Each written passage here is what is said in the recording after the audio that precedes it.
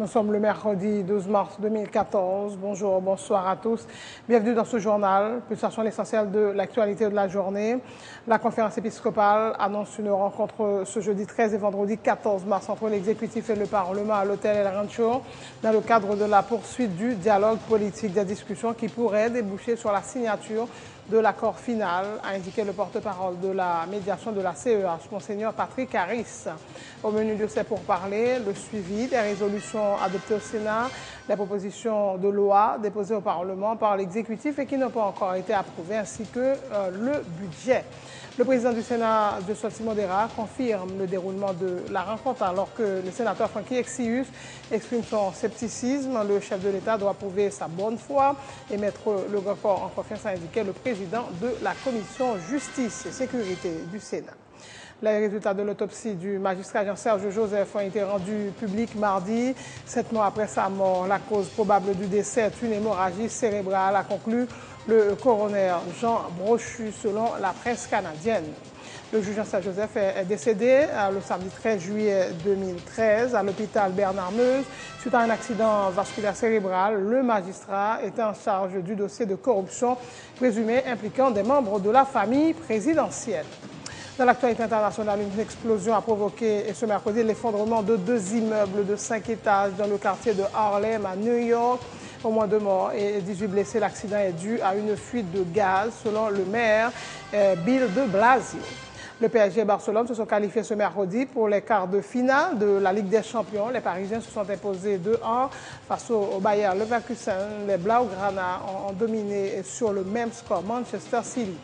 Michael Schumacher va un peu mieux. Son agent a affirmé ce mercredi que l'ancien pilote de Formule 1 montrait des petits signes encourageants. Voilà, mesdames et messieurs, pour le menu du journal.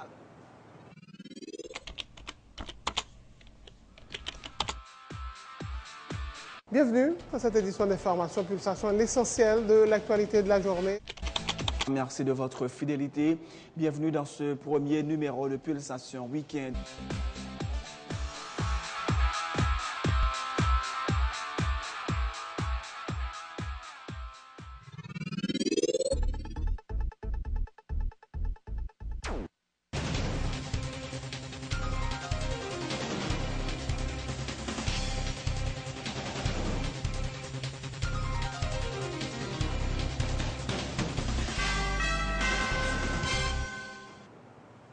Chef, bonjour, bonsoir. En couverture de ce journal, la conférence épiscopale annonce une rencontre ce jeudi 13 et vendredi 14 mars.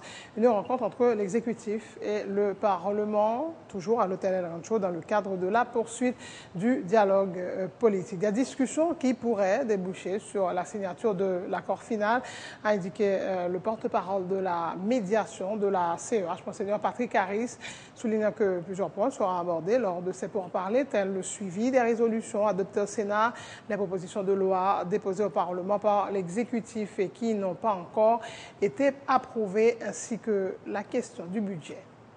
Nous prévoit que jeudi 13 et vendredi 14, capable 2 jours de travail entre exécutif là et Parlement. Et si 2 jours de travail ça a bien conduit, nous pensons nous capables de briver tout à signature accord. Le ça n'a fait appel à l'autre acteur qui pas là pour venir signer. Président Sénat dans déclaration fait récente déclaration, il fait qu'on est dans protocole d'accord, il était gain pour jouer un rôle d'observateur. Mais ça on vient apprendre tout dernièrement là, il pas un simple observateur, c'est ça que fait conférence président dernièrement qui m'a dit pour les sur décision ça pour qu'on y a pour qu'on signer. Est-ce que nous même conférence épiscopale là nous courant des décisions ça? Normalement, nous pas au courant de décision en direct, puisque de toute façon, Sénat République là, pas voyé par médiatrice là, aucune correspondance dans ce sens ça. Mais, ça nous a dit, c'est que protocole de médiation, Sénat signe. Donc, ça veut dire que, je pense que c'est sénateur pour qui t'a regardé protocole médiation, pour ta ouais, ça y dit comment li cadrer ou bien pas cadrer avec protocole de médiation. Ça cap dans menu rencontre demain qui point. Bon, alors dans le menu rencontre demain, il y a un agenda exécutif parlement, il y a un contentieux qui existait entre eux, il y a par exemple la question de publication des lois que Sénat te voyé par l'exécutif là pas publié, gain tout loi que l'exécutif l'a voyé en bas pour Sénat ou bien la chambre voter yo pas voté, gain tout question budget république là, gain tout question de séparation pouvoir au principe ça yo comment yo interaction ou bien le fait que yo pouvoir voulait entrer sous l'autre pouvoir en tant que tel. C'est différents éléments ça yo qui en agenda. Qui rôle parti politique yo pas joué, nous connaissons depuis au début qui était là dans le processus de dialogue là. Tant comme je dit tout à l'heure, parti politique yo en tant que tel, rôle par yo te bien pour yo jouer déjà, quoi yo y a passé y a assez fair play pour yo quitter que maintenant c'est Parlement et exécutif qui a joué au round non konya. Et voilà, vous aurez à suivre l'intégralité de cette entrevue réalisée par Benson Joseph juste après le journal. Le président du Sénat, Josué Simondera, confirme que le dialogue institutionnel entre l'exécutif et le Parlement débutera ce jeudi, toujours avec la médiation de la conférence épiscopale. Les présidents des différentes commissions du Grand Corps étaient convoqués ce mercredi à une rencontre en vue de finaliser leur une feuille de route pour le moment. Donc, l'accord est en mode arrêt en attendant les discussions entre l'exécutif et le Parlement, a indiqué Josué Simondera. C'est demain, le dialogue institutionnel là a commencé. Mais puisque c'est demain a commencé, ça explique clairement que le Parlement, pour qu'on gagne pour lire d'accord ça, sinon que des thèmes de référence qui sont définis au préalable. Et c'est sur base ça nous convoquer à l'extraordinaire chaque sénateur pour venir dans la conférence des présidents qui étaient là déjà en fait. Pour nous capable de finaliser feuille de route ou thème de référence qui doit faire partie des éléments pour discuter dans le dialogue institutionnel. Et comme ça, et nous ne sommes pas devant une situation de fait accompli, côté que nous ne sommes pas paralyser le Sénat pour 6 sénateurs qui ont une décision pas d'accord avec elle, tout comme nous ne sommes pas moi-même et prendre engagement et puis je déferme des engagements que je prends parce qu'il y a 6 sénateurs qui opposent. Je dis, c'est tout sénateur qui parle devant responsabilité pour engager eux-mêmes, pour dire côté où vous voulez aller, vu l'urgence et nécessité de gagner pour que le pays ait avancé et surtout mener le pays dans l'élection avant fin année 2014. Qu'est-ce qui s'est passé à l'accord qui était joint dans les 2 premières phases et dialogue L23, est-ce que sont pratiquement des accords qui tombaient ou bien c'est pas qui parlent renégocier? Bon, l'aime les documents parlent de les 3 phases du dialogue. Or, une phase qui pour chambre épuisé qui c'est phase dialogue institutionnel là. C'est lui qui a fait demain. Donc Madagascar signé document tout avec parole 3 phases du dialogue alors que me connaît péremptoirement que 3e phase a beaucoup fait. À ces premiers et 4 figures qui sont. En dans même document tout, il prévoit que 28 février dans l'heure pour le signer bien entendu, c'est à l'heure où le gouvernement qui a fait ouverture pour intégrer des personnalités crédibles etc. Et on va définir rien, sont pas vague. Donc personnalité crédible ça qui peut se parler. Est-ce que parce que tous sont accords viennent même s'il va remplir les conditions constitutionnelles ou qu'à mettre le ministre, tout ça c'est des bagages qui demandent pour nous garder à tête faite. Donc moi je pense que c'est une occasion pour nous faire porter certaines corrections par rapport à ça que tu dis. Accord pour le moment il est en pause. Il se pose en attendant que le dialogue institutionnel là il est fini. C'est que le pape signé accord agent de promettre de respecter. C'est pas moi qui pape signé, c'est que signature a pas fait demain encore.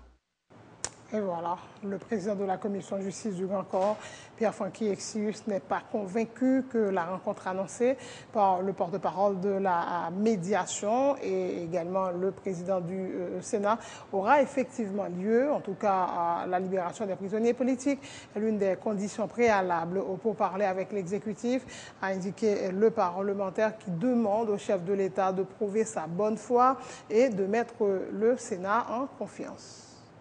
Ce matin, on entendait, le président Sénat a annoncé la radio. Nous-mêmes au niveau du groupe 6, nous n'avons pas entendre nous sur ça. Et ils ont convoqué nous dans la conférence des présidents, que nous présent. Donc, c'est jeudi dans les présidents d'île. Donc, je ne sais pas quoi opiner sur lui. Bon, admettons que le dialogue là va le faire demain, je pense que pour que ça marche, c'est ça. Si nous faisons conférence jeudi, il faut d'abord nous chuter son agenda. Nous travaillons sur un ensemble de points, nous préparons un document, nous pouvons nous remonter. Donc, pas qu'un marché pressé. Et je crois que c'est ça peut-être en conférence des présidents, je dit. Donc c'est dommage, président, que c'est président Sénat, il est toujours fait des annonces pendant que le Bakochit avec quoi. Mais moi-même, position pas, personnellement, et position de l'autre collègue, dialogue là, pas commencer demain entre le Parlement et l'exécutif. Parce qu'il faut aujourd'hui nous entendre nous, sur qui ça nous va discuter. Et puis d'abord, on va discuter avec l'exécutif là. Il faut d'abord prisonniers politiques qui commencent par libérer. Il faut d'abord problème CSPJ à commencer par résoudre. Ce sont des préalables. Il faut que préalables soient faits. Parce que si nous chita ça nous sous la bonne gouvernance, sur la séparation des pouvoirs, la Constitution fait obligation, toute résolution, toute loi qui vote dans le Parlement, exécutif là, il doit publier dans le journal Moniteur. Qui va rien fait. Donc il faut que ça aille fait, qui pour mettre l'institution en confiance. Donc qui pour faire Sénat lui-même à l'aise, il va le chita avec un exécutif qui a une bonne volonté. Donc je dis, si doit y avoir un dialogue entre le Parlement et l'exécutif, d'abord, il faut que l'exécutif lui-même commence à monter bonne foi. Eh bien, tout ça quand il est dans le cadre prérogative Sénat, que lui-même, Constitution fait l'obligation, les Sénats votent une loi, lui-même, il faut qu'il publie la loi. Ça, les résolutions votées dans le Sénat, il faut qu'il publie dans le journal Moniteur. Sénat, c'est la Constitution qui va nous pouvoir pour nous contrôler l'exécutif là. Les nous portons une action contrôle sur un membre du gouvernement, côté à l'unanimité. Eh bien, Sénat a voté un rapport, il faut que l'exécutif là tienne compte de dispositions que nous prenons. Les présidents de la Chambre des députés et du Sénat ne peuvent pas paraffer l'accord final du dialogue politique sans être dûment mandatés par leurs assemblées respectives, avait indiqué et mardi l'ancien président de la Chambre basse, Jean-Tolbert Alexis, qui apporte donc son soutien aux sénateurs qui demandent à Dieu-soit Modéra de ne pas valider le document. Tolbert Alexis a appelé également l'actuel président de la Chambre basse, Stevenson Jacques Timoléon, à organiser une séance sur la demande de mise en accusation formulée en septembre 2013 par 13 députés contre le chef de l'État pour son implication dans la mort du juge d'instruction Jean-Serge Joseph. Le président Dera, son ministère est forcé, je comprends sa position, il dit qu'il va signer comme témoin. Mais la signature du président Dera n'invalide pas le vote qui a été fait, le vote de la demande de la mise en accusation. Et m'a rappelé pour tout le monde que, en date du vendredi 6 septembre 2013, sous ma présidence, un groupe de 13 députés avait, le député Levant Louis Jeune, présenté l'acte de mise en accusation. Il était déjà dans mon assemblée. Comme à l'époque c'était des lois électorales, nous étions en bénéfice de l'urgence, je ne pouvais pas faire le débat. Aujourd'hui, la Chambre des députés se doit, l'Assemblée est déjà liée, le président de la Chambre se doit de mettre question en débat, et pour voter sous mise en accusation. Que le président Martelly, n'oubliez, la presse c'est bon ça, nous avons un devoir de mémoire. Le président Martelly, quand je fus président, avait demandé que je vienne avec un mandat de mon assemblée. Eh bien, qu'est-ce qui explique aujourd'hui que cette exception qu'il a soulevée n'est plus valable pour le président Timoléon? Le président Timoléon doit avoir le mandat de son assemblée. Écoutez, le Parlement ne peut pas être parti à cet acte. Car si nous sommes partis, nous allons violer l'article 61 qui dit que nous ne pouvons pas déléguer souveraineté, pouvoir pas nous. Maintenant, faut au moins dans le cadre d'accord ça pour être capable de dire que faut pour le temps entrer en application, faut que les deux chambres soient voter dans les mêmes termes. Et j'en profite pour présenter mon appui aux 6 sénateurs, bravo, solide. Ils ont décidé justement de leur position, c'est une position légale, ces 6 sénateurs, et dans la Chambre des députés, on pense que gagner un groupe minoritaire, tout au moins, qui t'a supposé aller sur la même position, parce que nous ne pouvons pas violer la Constitution, nous ne sommes pas capables de faire question de n'importe quelle manière. Sachez que les résultats de l'autopsie du magistrat Jean-Serge Joseph ont été rendus publics mardi, 7 mois après sa mort. Et la cause probable du décès est une hémorragie cérébrale, a conclu le coroner Jean Brochu. Selon la presse canadienne, les analyses toxicologiques n'ont pas décelé la présence de produits connus susceptibles de causer une hémorragie, indique le coroner dans son rapport. Le juge Jean-Serge Joseph est décédé le samedi 13 juillet 2013 à l'hôpital Bernard-Meuse suite à un accident vasculaire cérébral. Le magistrat était en charge du dossier de corruption présumée impliquant des membres de la famille présidentielle. Son cadavre a ensuite été rapatrié à Montréal où l'autopsie a été pratiquée. On parle toujours du dialogue politique avec des commentaires, les réactions du coordonnateur national de réponse paysan, Fedel Monchéri, qui dénonce les manœuvres dilatoires orchestrées dans le but de retarder la signature de l'accord, rappelant que le président du Sénat avait donné la garantie qu'il validerait le document après la publication des noms des 10 juges de la Cour des comptes dans le journal officiel Le Moniteur. Même Jean Saint-Cadéra, dans le Parlement, avec certains partis politiques, nous-mêmes tous, les partis politiques, Réponse Paysan, Consortium et autres, nous avons chita jeudi à tout dans le show pour nous questionner lenteur, retard, traîner pied qui gagne sous affaire signature accord. Donc, nous pensons que à partir de demain, à la fin de cette semaine, pendant ce week-end, nous avons gagné lumière claire de notre position. Et médiatrice là tout lui-même, il y a un mot pour dire dans ça parce que c'est lui-même qui a joué rôle mi-temps jouet. Donc c'est lui-même qui vous convoque les partis PAT UES pour venir paraffer, finaliser le document ça. Elle conditionner signature la troisième phase. Pas de troisième phase. C'est dilatoire qu'a fait. Pas de troisième phase. Ça c'est un cas de la dit. Il te dit dès que toi nous signé, publier à la fête. Mais cassette là, mes amis, cassette là, dès que toi non publié, ça te dit l'absien, pas de gain faire ça du tout. Dans ce sens là, nous allons lire le document d'accord pour nous côté faire ça sortir. Qui est-ce qui fait invention? Est-ce que c'est médiatrice là, ou bien est-ce que c'est sénateur d'Ira ou autre? Nous allons condamner sénateur d'Ira, comme nous dit ça. Nous allons analyser le document. Nous souhaitons que l'accord arrive fait joindre entre les partis concernés. Autre point de l'actualité, le sénateur John Joel Joseph a révélé mardi que Woodley était alias Sonson, la Familia avait accompagné la police lors de l'opération ayant conduit le 21 février dernier à la libération de l'homme d'affaires Sami El Azi, enlevé 4 jours plus tôt. Le parlementaire croit savoir que Sonson, la Familia, accusé d'être l'auteur principal du kidnapping de Sami El Azi, avait été interpellé lors de l'opération un rôle accès immédiatement par la police suite aux pressions exercées par de hauts dignitaires de l'État. Woodley a pu quitter le pays samedi d'un par la frontière haïtiano-dominicaine avec l'aide de certaines autorités. En tout cas, c'est ce qu'a affirmé le sénateur John Joel Joseph. Woodley c'est lui-même qui menait la police à côté de Sami El Azi. Et l'arrivée Sami El Azi, il dit avec les policiers que c'est monsieur même qui kidnappe. Bon, pour qui ça, aujourd'hui, nous entendons la police à chercher monsieur, alors qu'il y a tout moyen possible pour que vous présentez monsieur par la nation comme un homme qui fait partie des plus gros réseaux gang kidnappés qui opéré dans le pays. Donc nous espérons que la police n'a pas responsabilité. Nous n'avons pas besoin d'arriver, inviter, convoquer, interpeller le directeur général là. Nous croyons que le directeur général là a assez de capacités, il a assez de monde qui avec, qui n'a haut état de la police qui pas accepté les actes passés. En dans le gouvernement tout, il y a des gens que nous connaissons de bonnes sources qui exigent libre et arrestation immédiate tout le monde qui complice dans le corps kidnapping ça.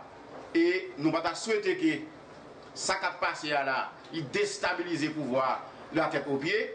Nous souhaitons que le président de la République, s'il n'a pas trompé de son la familia, eh bien, il facilite avec la police, avec la justice, joindre arrestation, tout le monde qui fait partie de réseau ça. Autre point de l'actualité, les autorités haïtiennes font état d'une augmentation de la contrebande à la frontière avec la République dominicaine. En ce qui a trait à l'importation des produits avicoles dominicains, pourtant interdits d'entrer sur le territoire. Certains contrebandiers utilisent de faux certificats de vente d'entreprises haïtiennes spécialisées dans la production d'œufs, déplore le secrétaire d'État à la production animale, Michel Sancy, qui fait état de plusieurs arrestations en rapport avec cette activité illégale. Il assure que les autorités haïtiennes n'ont toujours pas reçu des dirigeants dominicains la liste des entreprises certifiées aptes à exporter leurs produits en Haïti, d'où le maintien de l'interdiction d'importation des produits avicoles en provenance de la République voisine. Le gouvernement haïtien est signé avec le gouvernement de la République dominicaine un accord pour capable fixer dans quelles conditions et capable régulariser le commerce produits avicoles. Et l'accord là dit que il va d'abord respecter toutes les normes internationales pour certifier des entreprises. Et c'est là certifier entreprise que nous-mêmes nous avons des permis d'importation des gens qui doivent faire business avec l'entreprise. Jusqu'à présent, aucune entreprise pour certifier. Nous-mêmes, nous ne pouvons jamais recevoir aucune liste de certification. Donc, nous ne pouvons pas aucun permis d'importation. Et ça veut dire que tout produit avicole dominicain est interdit pour rentrer sur le territoire pays d'Haïti. Accord là, prévoit pour nous gagner un comité technique qui pourra permettre que nous suivions le processus de certification. Le comité technique ça est censé former et il gagne pour les réunir pour la première réunion li a fait Port-au-Prince demain 13 mars. Depuis quelques semaines, gagné une intensification de contrebande qui fait. Donc des gens qui cherchent des produits avicoles, des œufs, des petits poussins et tout service l'État, la douane, ministère de l'Agriculture, ministère du Commerce, la police, nous mettons tête ensemble pour nous lutter contre la contrebande. C'est un camion que vous avez arrêté hier qui était chargé avec œufs. Et ça qui était grave là, c'est que contrebandiers, ils ont fourni des preuves comme quoi que œufs ça yo étaient sortis dans une entreprise qui fait et qui produit œufs en Haïti. C'est un camion qui a arrêté dans le nord-est. Effectivement, gagné une entreprise avicole qui produit œufs et qui gagne près de 4000 pondeuses, donc il produit presque 3500 œufs chaque jour. Et camion te prétend que c'est une entreprise ça, il était acheté œufs ça yo, il était fourni des papiers, des factures. Et là, il fait vérification, le douanier avec le ministère de l'Agriculture a fait vérification beaucoup d'entreprises là, voilà que papier était faux et que l'entreprise là te dit pas jamais vendre moun ça yo œufs. Dans plusieurs saisies qui fait entre vendredi et lundi, dans le nord-est là seulement, il y a près d'une quinzaine de camions de marchandises illégales qui rentraient et qui saisissent. Et il y a près d'une quinzaine d'arrestations qui faites.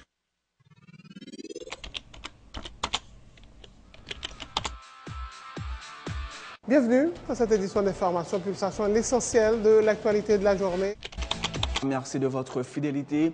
Bienvenue dans ce premier numéro de Pulsation Week-end.